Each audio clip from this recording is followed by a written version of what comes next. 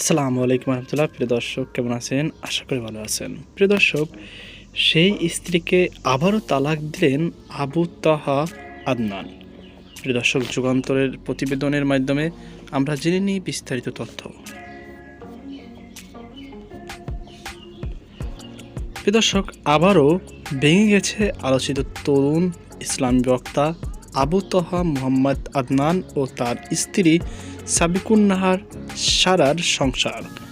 গত বছরের 2 ডিসেম্বর দ্বিতীয়বার বিবাহ বন্ধনে আবদ্ধ হওয়া মাত্রই 4 মাসের মাথায় তাদের বিচ্ছেদ ঘটে।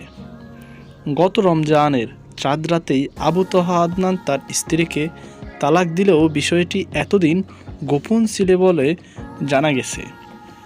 শনিবার 9 মে সাবিকুন নাহার সারা নিজেই এই চাঞ্চল্যকর তথ্য নিশ্চিত করেছেন।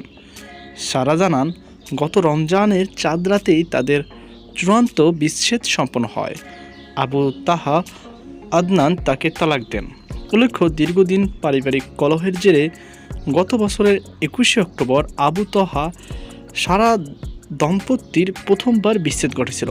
পরবর্তীতে 2 ডিসেম্বর তারা আবারও ঘটা করে বিয়ে করেন। তবে দ্বিতীয় দফার এই দাম্পত্য জীবনও স্থায়ী হল না। রংপুরের তরুণ ইসলামিক বক্তা আবু তাহা মুহাম্মদ আদনান 2017 সালে ইউটিউব বক্তৃতা শুরু করে দ্রুত জনপ্রিয়তা অর্জন করেন। তার আলোচনায় কিয়ামতের আলামত, দাজ্জাল, সামাজিক সমস্যা এবং মুসলিম সমাজের চ্যালেঞ্জ অন্তর্ভুক্ত থাকে। তিনি জিন নুরাইন অনলাইন মাদ্রাসা ও পরিচালনা করেন এবং দর্শন বিভাগের অনার্স মাস্টার্স শেষ করার পাশাপাশি দ্বীনি বিষয়ে স্বশিক্ষিত। 2023 সালের জুনে আদনান তার 3 সঙ্গী এবং গাড়ি চালক সহ ঢাকায় যাওয়ার পথে হঠাৎ নিখোঁজ হন। 8 দিন পর তিনি রংপুরে তার শ্বশুর বাড়িতে ফিরে আসেন। পুলিশ জানায় তিনি ব্যক্তিগত কারণে আত্মগোপন ছিলেন এবং কোনো অপরাধের সঙ্গে তার সংশ্লিষ্টতা ছিল না। তবে আদনান দাবি করেছিলেন যে তাকে শেখ হাসিনার পুলিশ বাহিনী গুম করে আয়নাঘরে আটকে রেখেছিল।